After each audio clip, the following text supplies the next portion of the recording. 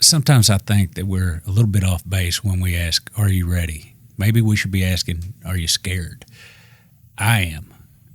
I sit in church and I look at the door to see who's coming in. I sit in the office and I look at the door to see who's coming in. I watch too much TV and I see too many things with the yellow tape, too many things with crying people, too many things about shooting. Our guest today has lived through that. Noelle Jones and Lee Guidry are from Italy High School. Noelle survived a shooting. Lee Guidry, her Civil Air Patrol commander, and also faculty member there, assisted in her survival. Thank God. We have them here to talk to us today. They're going to talk about not only the shooting, what they thought during it, what they learned after it. They attended a youth preparedness camp. I know of that camp, have known of it for years, and we're doing our best throughout FEMA Region 6 to build camps like it to better prepare folks. Today, we're going to listen to Noelle and Lee share their experiences before and after. I'm Bill Bischoff, Region 6 Community Preparedness Officer. Welcome to our podcast. January 22nd, I was in my cafeteria, my very first day of Civil Air Patrol. First day wearing my uniform, I was going to get my stripes, right? I was going to get my stripes. I got those in the hospital. The next day, I don't remember it because I was very loaded up on morphine. But basically what had happened was I had a small conversation with my shooter. And then he stood up, turned to me and said, "I'm sorry, it has to end this way." And he did an open fire. I went outside and he stood over me. And then Guidry came out and talked to him and confronted him. And the shooter ran away. Guidry helped me from there. I was in the breezeway. The EMS got there. The troopers got there. And I'm very thankful that everybody was there that day. And then I was in a helicopter and was in a hospital. And then I fell asleep and woke up after surgery after 4 hours. January 22nd, a little bit before 8 a.m., I was in the teacher's lounge and heard some noise. And honestly, I thought it was firecrackers. And being the good teacher I am, I was mad because I was going to have to spend my hour off dealing with that. And then I noticed I heard a lot of profanities being shouted and screaming and hollering. And I looked out the window of the teacher's lounge and I saw one of my cadets, Noelle Jones, laying on the ground with the assailant standing over her. And so I ran to her, had to run out the lounge, down a couple hallways and get into the breezeway. And then it was me, her, and the assailant. And the only thing I knew how to do was talk to him in normal tones like I'm talking to you. And finally, he turned around and ran away. And then I went up to Noelle and started providing first aid to her. We first met Noelle and Lee at a youth preparedness camp in San Marcos, Texas, on the campus of Texas State University. The camp has been run by Texas School Safety Center for a number of years, and they do a great job. One of the things that drew us as emergency managers to you and Commander Guidry on the front end of this was realizing what you had already survived and the strength that it took to come in and do this. At the time that you attended this camp, you were just a few months out of this traumatic incident. Yes. Can you talk about some of the difficulties that you as a survivor had just attending the camp? And when I ask that, I'm asking it because there are traumas in this world, and everybody's got them one way or another. Yes, absolutely. So talk to us about the things, the kind of triggers that you had to go through, and whether it was better to do it when you did, or if you should have not done it. Yeah. Well, for me, the main struggles was how loud the room would get, because I understand that, we're teenagers. We're going to want to have fun. We're going to want to, make those little beats that you do with the pen on the table, or, just drum your fingers on and make some noise and bang on the tables, because that's how teenagers are. We're wild. We're crazy. But I think what I've learned is to understand trauma more, because veterans, they can't handle loud noises. I still can't handle loud noises. And most of the triggers for me were loud noises. And that was very, very difficult. And then to recover from that so quickly, like how I have been, and then to walk up in front of everybody and be like, hey, look, this is the situation. You need to think about people now. And this is a CERT training program. We're not just dealing with, the physical attributes. We're also dealing with the psychological as well. And you have to be aware. And everybody there was so respectful about it. And they were like, okay, what triggers you so we don't do it? And sometimes they would catch themselves and be like, oh, I apologize. And they would go on doing something else that's like it, but it wasn't as extreme. And we did get into the topic of, shootings. And that was a little difficult for me, but I could handle it. It was just mainly the loud noises. But talk of like shootings and the shootings that we do know of and how extreme they are didn't bother me as much. We're familiar, of course, with community emergency response training and what it brings. But you, having lived through what you've lived through, yes. What is it that you wish your school faculty, your colleagues in class, the staff, what is it that you wish they could have had before you went through what you went through? I believe, I don't want to say better with triage, but at the same time I do, because with the whole situation, I believe everybody reacted in the way they needed to react and how they could have in that situation. But I believe what I learned at the CERT camp, you could have learned triage and how to keep everybody in more order and more relaxed, and where the right places to hide were and how to get out of there the quickest, and to have like a plan set and done before. I'm not saying that there wasn't one, because I can't answer that question. I don't know if there was one or not, because nobody's ever really talked to us about it, because it's such a small community. You never know what's going to happen. So we're basically just a lot more education on what they were trained to do in the first place. So if that training is done in advance of an incident, I'm trying to think of what number one, you've got triage. So Yes. as you're going through your incident, I'm assuming other people are just pandemonium, moving out the doors. Yeah, and like the first responders couldn't get in because there were so many people crowded in one area, and then they were telling me how they would be driving down the road and have to stop because they almost hit kids just running everywhere. So evacuation and keeping everybody accountable would have been a much bigger deal, instead of like running people out left and right. I mean, yeah, it's an emergency situation, but you also need to make sure that everybody is accounted for. Well, and until Mr. Guidry came to assist you, I don't know if there was much time in between where if there was time for somebody else to step in and be helping, or if that training would have helped at all. Yeah.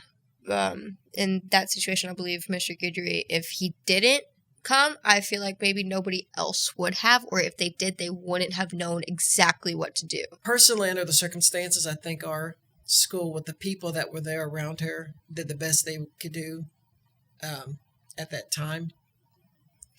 I think what I learned at the camp, first of all, one of the things I learned, even talking to other first responders, is there's no such thing as a perfect situation. It's not going to go specifically as a game plan or anything like that. But what I did learn, first of all, is there are people in different situations, emergency situations, where this knowledge comes in handy. And also in the training portion of it, especially in these high intensity levels, you get an idea who can work under that high intensity and who can't work under that high intensity.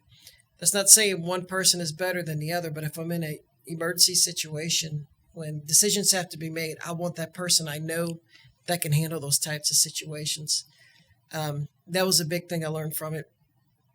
Also, another thing I learned that other people really want to hear the story. It's not, I don't say it's my story, it's not our story, it's Noelle's story. I just happen to be a part of it.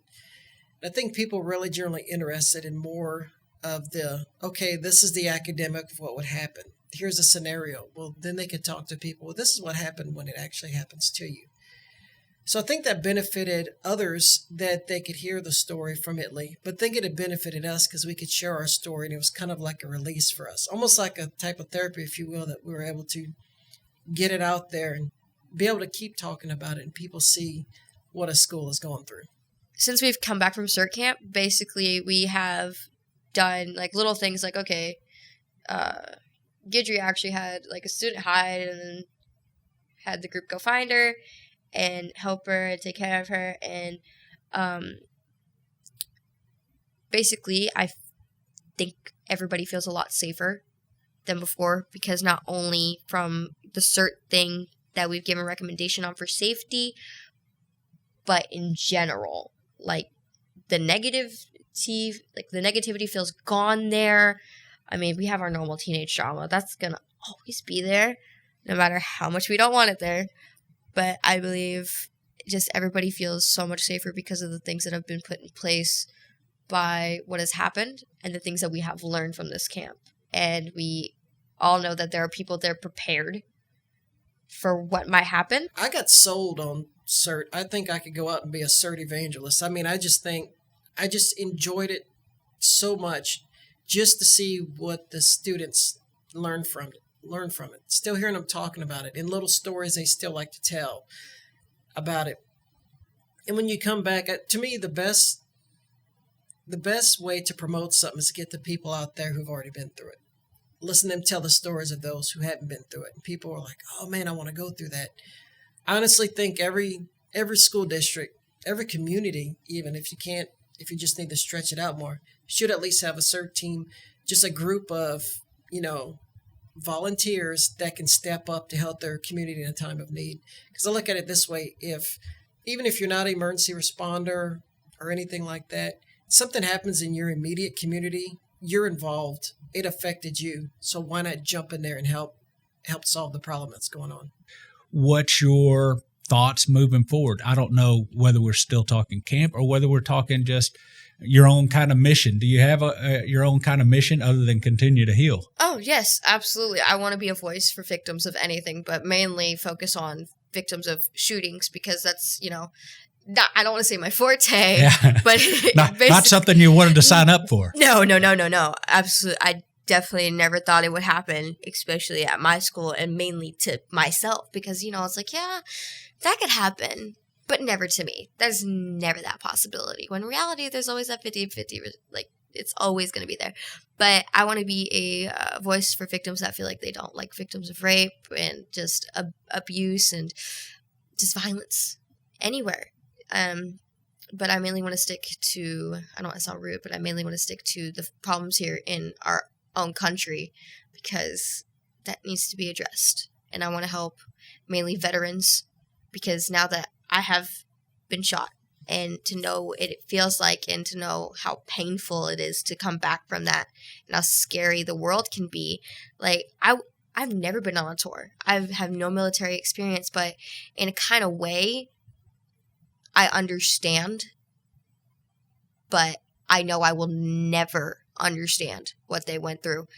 And I also want to be a motivational speaker.